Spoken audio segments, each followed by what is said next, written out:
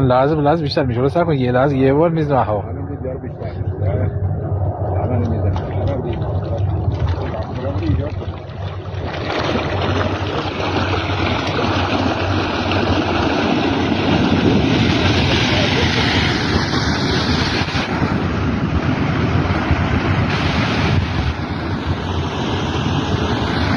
حداقل 10 متر آفردان بشه.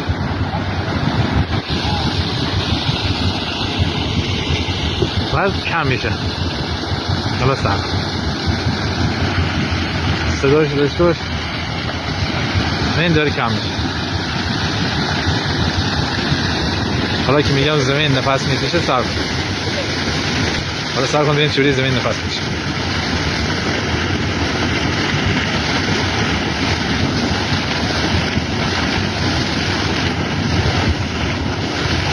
هر 12 دقیقه به مدت 3 دقیقه آب میپاشم.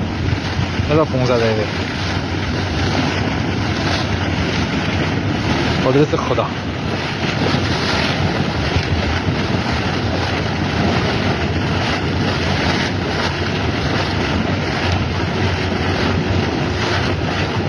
همه هوایی هست. این چیز نیست. آب خیلی نیست. این دیگه هوایی.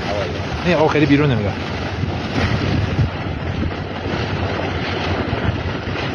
حالا سر کن آخرش جلو.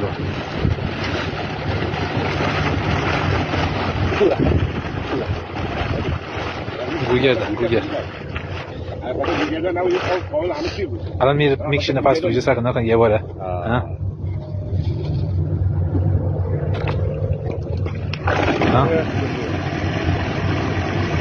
وقتی میگم نفس میکشه اینجوری.